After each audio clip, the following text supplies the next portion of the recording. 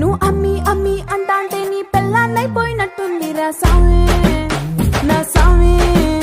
నిన్ను స్వామి స్వామి అంటాంటే నా పెనిమిటి లెక్క సక్కంగుందిరా సామి.